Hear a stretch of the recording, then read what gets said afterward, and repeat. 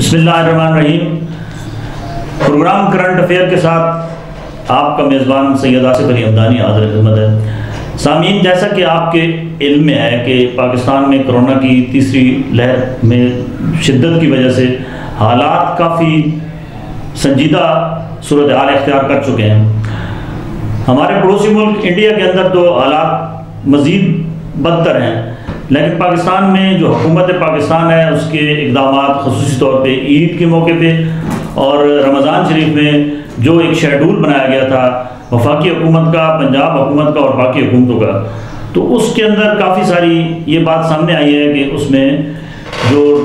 ہے وہ کافی گراف نیچے آیا ہے، جو پہلے ہزاروں کی تعداد میں جا رہا تھا اب اس میں کمی آئی ہے۔ ایک تو ہمارا یہ ایشو ہے۔ دوسرا ایشو یہ ہے کہ راولپنڈی کے اندر ایک رنگ روڈ کی تعمیر کا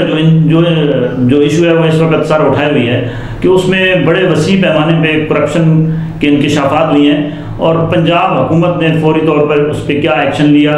اور جو وہاں پہ لوگ اس میں ملوث ہیں ان کے خلاف کیا کارروائی کی جا رہی ہے۔ اس سلسلے میں آج ایک انفارمیشن گروپ کی بڑی معروف شخصیت اور ماشاءاللہ ان کا جو ایک پروفیشنلزم ہے اس میں ان کا ایک کوئی ثانی نہیں، آپ ڈپٹی ڈائریکٹر انفارمیشن ہیں پبلک ریلیشنز راولپنڈی، اس وقت ہمارے ساتھ موجود ہیں محترمہ tabinda سلیم صاحبہ، ہم ان کو اپنے اسٹوڈیو میں ویلکم کہتے ہیں اور ان سے یہ پوچھتے ہیں کہ کرونا ویکسینیشن کے حوالے سے راولپنڈی ڈویژن کے اندر خصوصی طور پہ کیا کیا اقدامات پنجاب گورنمنٹ نے اٹھائے ہیں اور اس کے اثرات کس حد تک مثبت جو ہیں وہ مرتب ہو رہے ہیں۔ ٹھیک، بسم اللہ الرحمن الرحیم۔ سب سے پہلے تو آپ کو مجھے اسٹوڈیو میں بلانے کا بہت بہت شکریہ۔ آپ نے مجھے لب کشائی کا موقع دیا اور پبلک اویئرنیس کے لیے مجھے بلایا، اور کرونا کے سلسلے میں یہی بتاؤں گی کہ کرونا کی ویو جو یہ تھرڈ آئی ہے یہ بہت سویئر قسم کی آئی ہے، اور پہلے تو آپ کو پتہ ہے کہ عوام ہماری یقین ہی نہیں کر رہی تھی کہ کرونا بھی کوئی چیز ہے۔ پہلے 2 فیز ہمارے ایزیلی گزر گئے، ہم ریکور بھی جلدی کر گئے، تو عوام کا ڈر ختم ہو چکا تھا،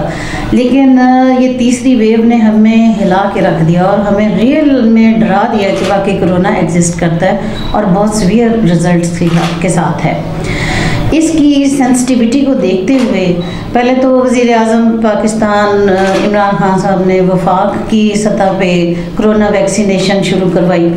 جس سے سب سے پہلے پیرامیڈکس اور اس کے بعد ڈاکٹرز جو فرنٹ لائن پہ کام کر رہے ہیں انہوں نے استفادہ کیا۔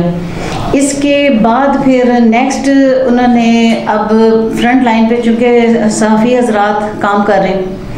تو ان کے لیے بھی ویکسینیشن کا اعلان کیا، جو تیزی سے جو ہے وہ اب اس کی لسٹیں بن چکی ہیں اور لسٹیں ہم نے ہیڈ آفس بھجوا دی ہیں۔ ہمارے صحافی حضرات کو سب سے پہلے جو ہے نا کرونا ویکسین لگائی جائے گی اور ان کے پریس کلبز میں یہ ویکسین پہنچائی جائے گی، وہیں پہ ویکسینیشن سینٹر بنیں گے اور ان کو جو ہے نا جتنے بھی پریس کلب کے ممبران ہیں، جتنے بھی صحافی حضرات ہیں، سب کو 1 by 1 لگائی جائے گی۔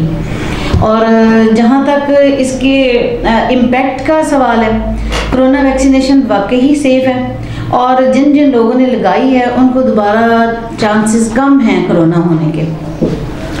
اس وقت راولپنڈی ڈویژن میں 26 پوائنٹس ایسے ہیں جہاں سینٹرز بنائے گئے ہیں، ویکسینیشن سینٹرز بنائے گئے ہیں اور ان میں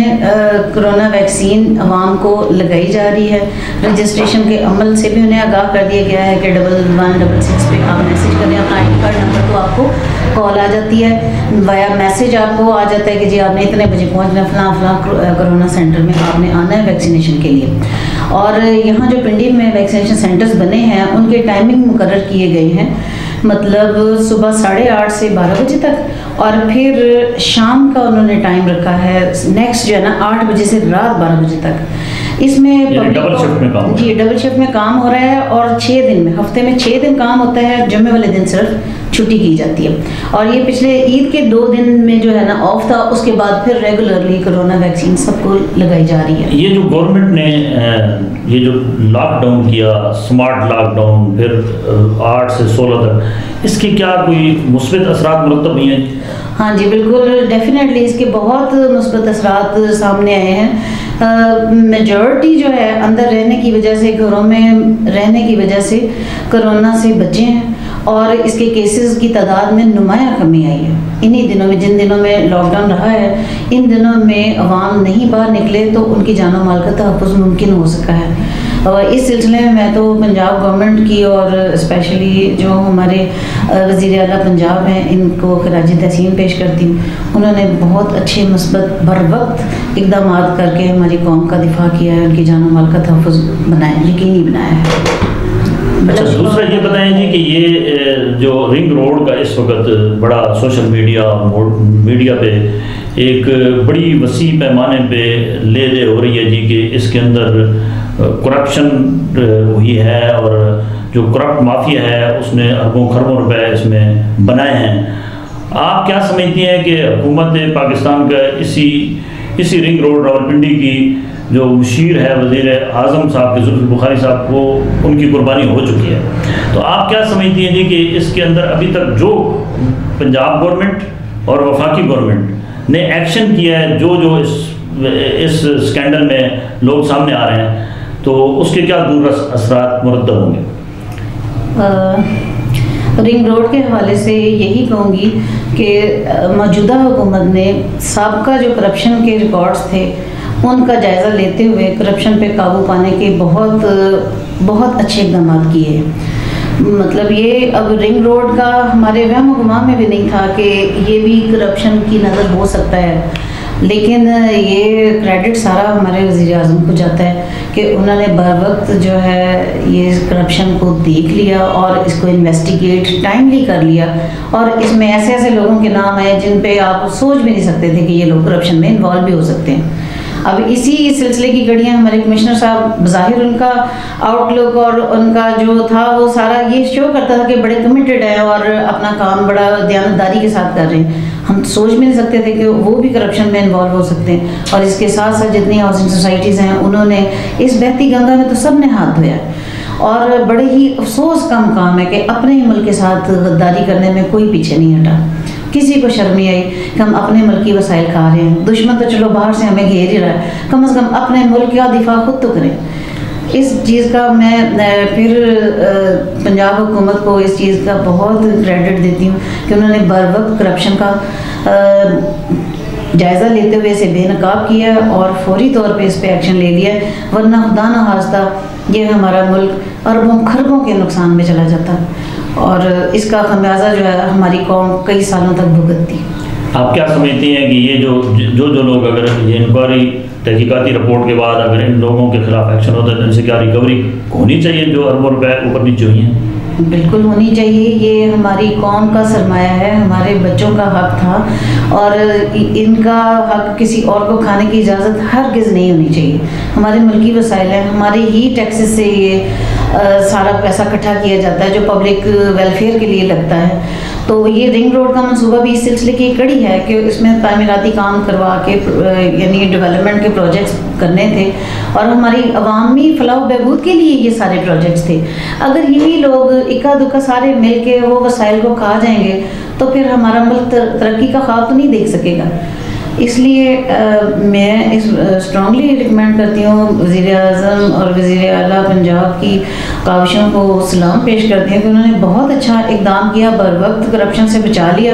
بہت بڑی کرپشن ہونے جا رہی تھی, اس کو انہوں نے بچا لیا, اور جتنے لوگ بے نقاب ہوئے ہیں یا آئندہ انویسٹیگیشن میں جتنے بھی بے نقاب ہوتے جائیں گے ان سے کڑے ہاتھوں سے آہنی ہاتھوں سے نپٹا جائے اور انصاف کے تقاضے پورے کیے جائیں اور وہ ان سے لوٹی ہوئی رقم ساری واپس لائی جائے. جیسے ہماری گورنمنٹ یہ نعرہ لگا رہی ہے کہ ہم کرپشن کو ختم کریں گے, اور یہ کرپشن کو ختم کرنے کا عملی ثبوت انہوں نے پیش کر دیا ہے. تھوڑا سا آپ اپنے انفارمیشن محکمہ تعلقات عامہ پنجاب راولپنڈی میں اپنے فرائض منصبی سر انجام دے رہی ہیں. اس وقت صحافیوں پہ بھی بڑا مشکل وقت ہے, جیسے باقی بھی کرائسس میں جا رہے ہیں, تو آپ ماشاءاللہ ایک میں نے دیکھا ہے کہ آپ پوری تندئی, پوری ایمانداری اور فرض شناسی کے ساتھ آپ لوکل کلبز میں پہلی دفعہ آپ کی رسائی ہو رہی ہے. جیسے دولتالہ پریس کلب ہے, جیسے آپ کا یہ اپنا کیا نام ہے ترنول ہے, جیسے ٹیکسلا ہے, جیسے روات ہے. تو وہاں جب آپ گئی ہیں تو آپ یہ تھوڑا سا ایک دیں, کیونکہ آپ کا اور ہمارا دامن چوری کا ساتھ ہے, کیونکہ صحافیوں کا اور محکمہ تعلقات عامہ کا، تو ان کے لیے کچھ بتائیں جی کہ آپ نے کیا کیا اقدامات کے لیے کاوشیں کی ہیں، اور صحافتی برادری کی فلاح و بہبود اور ان کے بچوں کی تعلیم صحت کے حوالے سے ابھی تک آپ کی جتنی بھی ایفرٹس ہیں تھوڑا اس پہ بھی روشنی ڈالیں آپ۔ جی، صحافیوں کے سلسلے میں جو آپ نے سوال کیا اس کا یہ جواب ہے کہ being divisional director Rawalpindi division میں نے مختلف پریس کلبس، تحصیل پریس کلبس کا وزٹ کیا، کیونکہ صحافی ہماری ایک برادری ہے، ہمارا اور ان کا چولی دامن کا ساتھ ہے، ان کے بغیر جو ہے ہم کچھ نہیں کر سکتے، اور ان کا ہمارے ساتھ لائزون، قریبی لائزون ہونا بے حد ضروری۔ اس رابطے کے فقدان کو میں ختم کرنے کے لیے میں تمام تحصیلوں میں گئی، سارے پریس کلبس نے بہت اچھا وارملی ویلکم کیا، اور میری نظر میں تھا کہ اگر ویلفیئر کا کوئی پروجیکٹ ہے تو ہم سب کے لیے یکساں ہونا چاہیے۔ اس سے یہ نہیں کہ صرف راولپنڈی یا اسلام آباد کے صحافی مستفید ہوں، بلکہ راولپنڈی ڈویژن میں جتنی تحصیلیں ہیں ڈسٹرکٹ کی، کم از کم وہ تمام ڈسٹرکٹ پریس کلب جو ہیں اس سے استفادہ کریں۔ اس سلسلے میں پہلے ان سب سے میں نے لسٹیں لے کے، تو وہ میں نے ان کے ہیلتھ کارڈ کے لیے لسٹیں مرتب کی ہیں، تاکہ ان سب کو ہیلتھ کارڈ کی سہولت میسر ہو۔ اور اس سلسلے میں دسمبر کو وزیر اعلیٰ پنجاب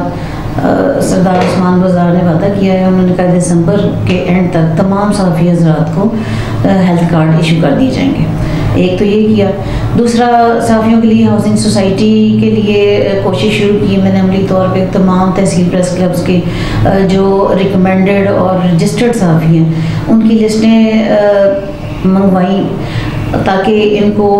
فیز 2 میں اکوموڈیٹ کیا جائے۔ جو میڈیا ٹاؤن فیز 2 بننے جا رہا ہے اس میں کوئی 1300 لوگوں کی لسٹ موجود تھی، اور باقی جو لوگ تھے وہ انٹرٹین نہیں ہو پا رہے تھے، اس لیے میں نے ان سب کو فردر جا کے ملاقات کر کے سب کو کہا کہ آپ اپنی مجھے لسٹیں دیں تاکہ میں آپ کو بھی اسی لسٹ میں شامل کرواؤں، اور پھر یعنی بذریعہ قرعہ اندازی اگر ہوتا ہے، بیلٹنگ سے ہوتا ہے، یا پھر ان کی اگر گورنمنٹ کی کوئی اور پالیسی بنتی ہے تو اس کے تحت سب کے ساتھ یا کم از کم میکسیمم لوگ اکوموڈیٹ ہو جائیں۔ یہ ان کی ہاؤسنگ سوسائٹی کے لیے کیا۔ تیسرا اقدام، اب موجودہ پنجاب گورنمنٹ نے یہ بھی اعلان کیا ہے کہ یہ جو ڈیولپمنٹ پروجیکٹ جتنے بھی ہاؤسنگ سوسائٹیز کے ہو رہے ہیں، جو میڈیا ٹاؤن ہے اس کے علاوہ جو بھی ہاؤسنگ سوسائٹیز بن رہی ہیں ان میں، یا یہ جو آپ نے ابھی بتایا آر ڈی اور سی ڈی اے جو گھر بنا رہے ہیں لو پرائس انکم لوگوں کے لیے جو گورنمنٹ بنا رہی ہے، اس میں صحافی حضرات کے لیے 5% کوٹا رکھا جائے گا، ان کو بھی اس میں اکوموڈیٹ کیا جائے گا۔ تو یہ بھی پنجاب حکومت کا بہترین اقدام ہے، اور ہمیں بھی انہی کی ہدایات کے تحت ہم نے بھی یہ سارے کام کیے۔ کچھ تحصیلوں میں صحافی حضرات نے یہ بڑا اچھا ایک کام شروع کیا ہے کہ انہوں نے ڈسٹرکٹ گورنمنٹ کے تعاون سے تمام نجی اور سرکاری اسکولوں میں یہ ایک MOU سائن کر لیا ہے، جس کے تحت صحافیوں کے بچے جو ہیں وہ 50% ڈسکاؤنٹ کے ساتھ فی پے کریں گے۔ تو یہ میں تو چاہتی ہوں کہ یہ اقدام جو ہے نا باقی تحصیلوں میں بھی انشور کیا جائے، تو یہ صحافی حضرات کے لیے بہت ضروری ہے کہ ان کے بچے بھی اکوموڈیٹ ہوں، اور سرکاری جو اخراجات ہیں ان کے ساتھ۔ جی ناظرین، جیسے کہ محترمہ tabinda سلیم صاحبہ deputy director information Rawalpindi division نے آپ کو پنجاب گورنمنٹ اور وفاقی حکومت کے حوالے سے جو اقدامات عوام کی فلاح و بہبود کے لیے، صحافتی برادری کی فلاح و بہبود کے لیے اٹھائے جا رہے ہیں، ان سے آپ کو تفصیلاً آگاہ کیا، اور انہوں نے اس بات کا بھی یہ بانگ دہل یہ بتا دیا ہے کہ کرپٹ مافیا کہیں پہ بھی ہوگا تو وزیر اعظم پاکستان عمران خان نہیں چھوڑیں گے، چاہے ان کا کوئی قریب ترین ساتھی کیوں نہ ہو۔ اور یہ ان لوگوں کے لیے ایک سمجھ لو کہ تنبیہ ہے جو کہیں پہ بھی کرپشن کے بارے میں سوچ رہے ہیں، یا کوئی کسی کرپٹ مافیا کا حصہ بننے جا رہا ہے، یا کوئی کرپٹ مافیا اگر متحرک ہے تو اس کے گرد بھی گہرا تنگ ہو رہا ہے، اور اس کو یہ باور کرایا جا رہا ہے کہ یہ اب ایسے پاکستان میں نہیں چلے گا کہ کرپشن کی گنگا میں سے جو مرضی ہاتھ دھو لے یا جو مرضی کر لے۔ دوسرا انہوں نے یہ بھی بتایا کہ یہ ابھی جو کرونا کی صورتحال ہے وہ حکومتی اقدامات تسلی بخش ہیں، اور پبلک کے اندر ایک اچھا امپیکٹ جا رہا ہے کہ ہماری ریشو تیزی سے نیچے آئی ہے بنسبت دیگر ممالک کے، جیسے انڈیا ہے، جیسے باقی ممالک ہیں کہ وہاں وہ ان کی تعداد کرونا کیسز کی نیچے نہیں آ رہی ہے۔ تو تو ہمارے ایک بہترین حکمت عملی کے ایک تو سمارٹ لاک ڈاؤن، پھر عید پہ مکمل لاک ڈاؤن، اس کے بڑے پازیٹیو اثرات مرتب ہوئی ہیں، اور اس سے یہ ظاہر ہو رہا ہے کہ حکومت عوام کی فلاح و بہبود کے مشن کو ایک جو ہے وہ بڑی سنجیدگی کے ساتھ اور ایمانداری کے ساتھ کرنے جا رہی ہے۔ بہت شکریہ۔